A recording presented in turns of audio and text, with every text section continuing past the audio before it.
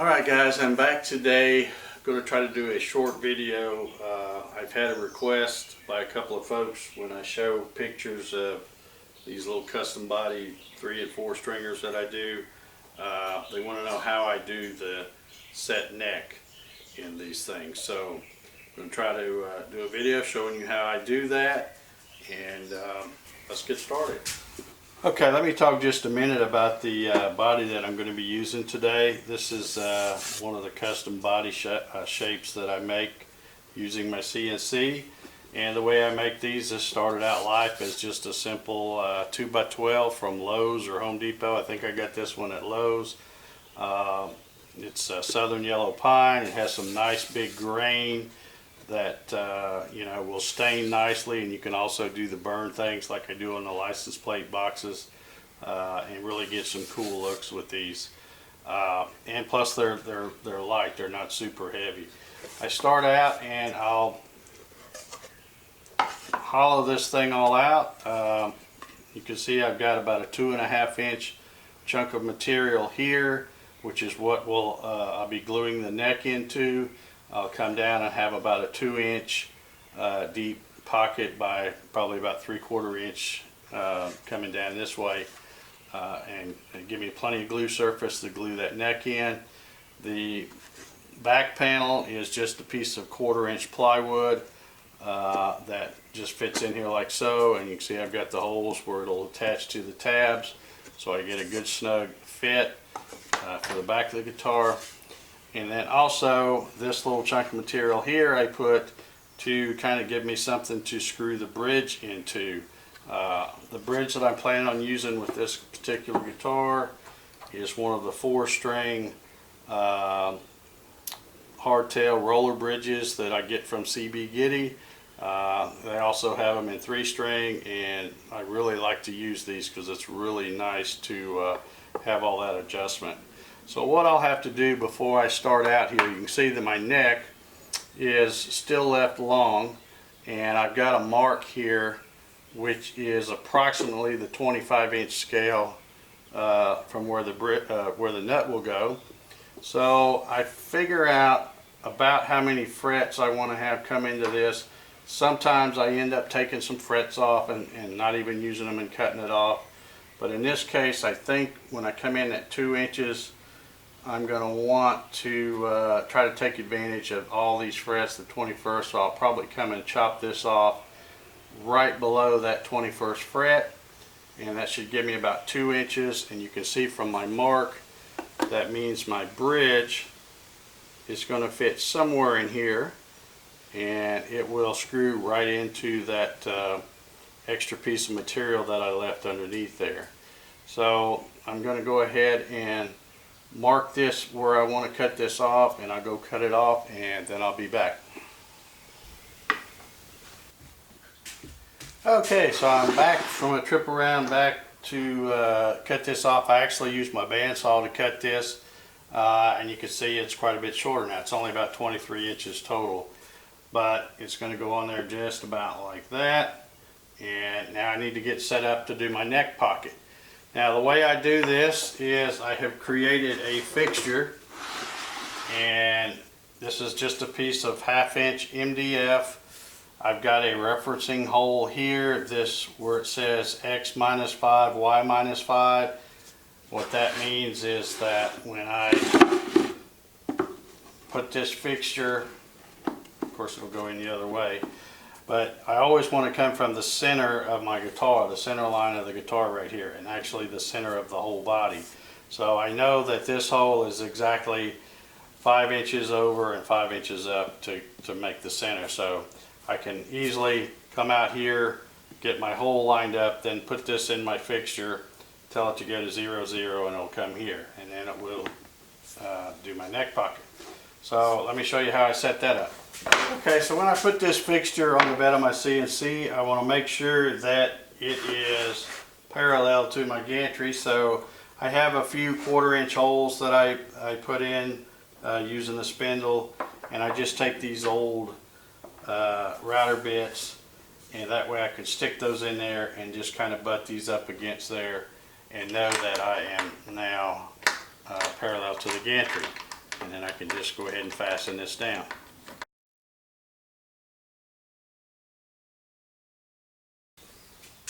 Okay, now that I've got my fixture held down in place, I can remove these two old bits that help me keep it in line.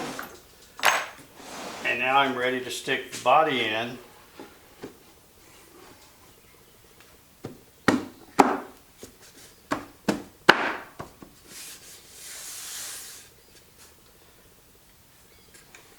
Okay, so I see that my body's going to fit in here nice and snug. I probably will come back with a couple of clamps just to hold it slightly, just so it won't pop out. I don't believe it's going to, but I always put a couple extra clamps, you know, holding the body down in there just for extra safety there. The other thing I do to try to get my neck angle when that comes in to cut this pocket, if I leave it setting flush to the table like this, it's going to cut the pocket and it's just going to be straight. But if I want that back angle in the neck, what I do is typically I use sometimes 52 cents times sometimes 50 cents. And what I do is I take a couple of quarters, put them right here so that this, and I'm going to exaggerate this so you can see, so that this is setting higher at the front. I set my 0 back here where this is on the touching the machine bed back here, and then that way when it comes in, when I put the neck in the pocket, it will have that slight downward angle. Of course, I'm exaggerating here, but you get the idea. But for this one, I'm going to start out with just 50 cents. I'm going to put a quarter, 2 quarters right down here, so that'll prop that up just a little bit.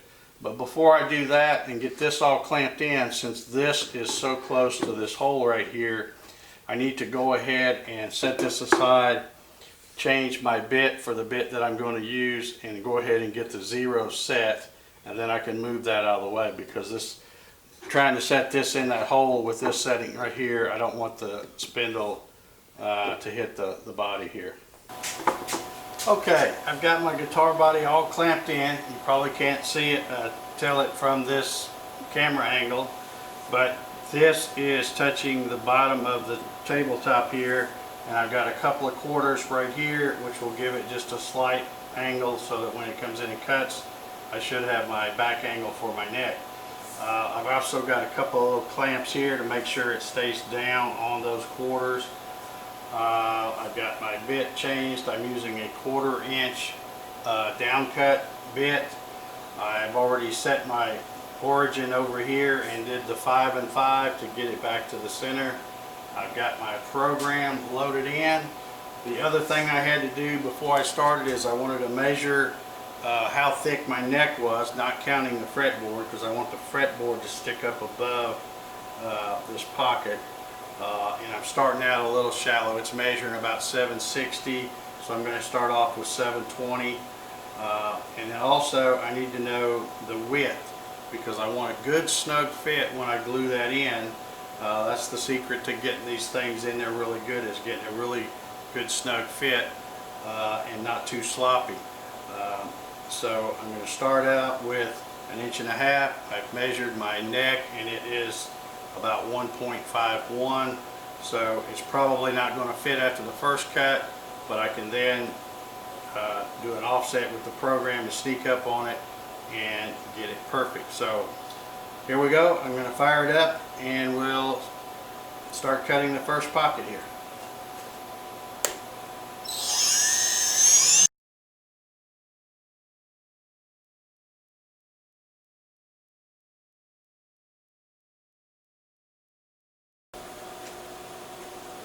Okay, so I've got my first pocket cut. Like I said, I want to try to sneak up on this, and I can see that, like I said, I set it to cut 1.5 inches wide, and this is a little wider than that, so I can tell I'm going to have to offset it. Another thing I might point out too is when you're cutting this with a router bit, since it's obviously round, you're going to have, with a 1/4 inch router bit, you're going to have a 1/8 inch radius. So I'm having to sand these. When I cut this off out of my shop, I sanded them a little bit to round them over a little bit, but I think I'm probably going to have to go a little bit more So I'm going to offset that, run it through another cut, and we'll try the second pass. Okay, I've run the second pass, but I spared you the agony of watching the CNC run a second time. I just offset this 10 thousandths, or actually 5 thousandths, which is going to make this whole thing 10 thousandths wider. Again, I had to come back and sand a little bigger radius on there, but that's what I like to do, is leave them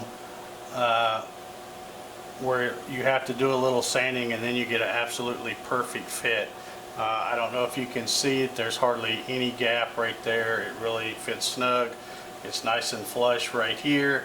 And as I hold this down, if I take a little block of wood and slide on the table back here until it will hold up this end of the neck, then I can take a straight edge and put on here and see that I don't have it going the wrong way, and I've got just a little bit of back angle in it, not much at all, which is what I like on this style of guitar. Because when I have this style of headstock, I don't know what you call it, but where it's not a scarf joint but just a straight headstock, you can really get the low action, and plus you can adjust the string height with these cool hardtail rollers, bridges from CB Gitty. So I think by the time I put my nut on there and my string, it's going to be just about perfect.